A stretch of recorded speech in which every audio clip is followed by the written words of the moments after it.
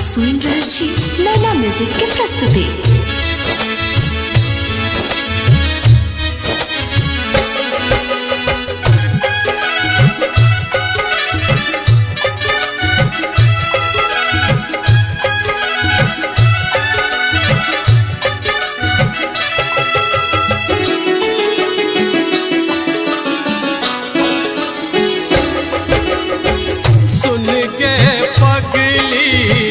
पागल बना तो हमरा किए छोड़ दिले, संग जिया के वादा को बीचे में मुँह मोड़ ले।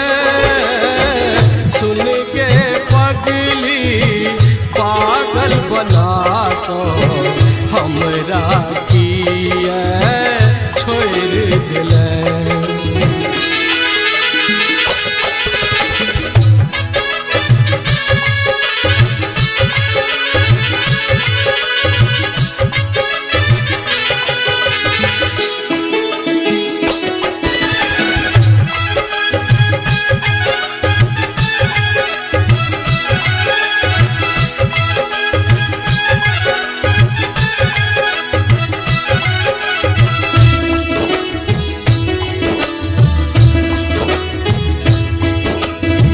हर्षित मन रहै छल सदिखन, एहन किए तू केले, एहन किए तू केले।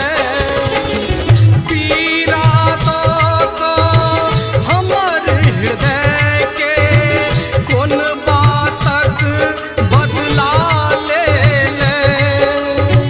नैना सोने ना के लड़ा तो प्रेमक धागा तोड़ दिले।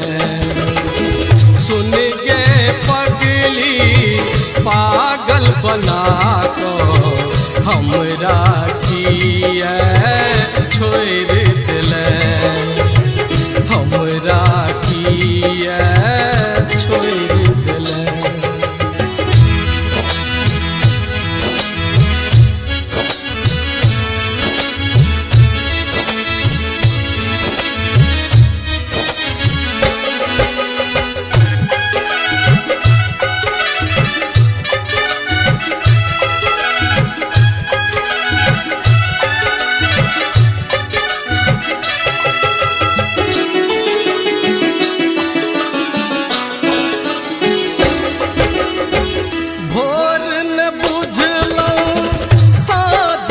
बुझलहुँ नहीं बुझलहुँ हम रात गे, नहीं बुझलहुँ हम रात गे। सोचै छलहुँ हम तोरा संग जिंदगी लेबै खुशी सँ काटि गे। कोन कारण तू छोड़ ले हमरा किए एहन कठोर भेलै। सुन गे पगली पागल बना तो हमरा किए छोड़ दिले, हमरा किए छोड़ दिले।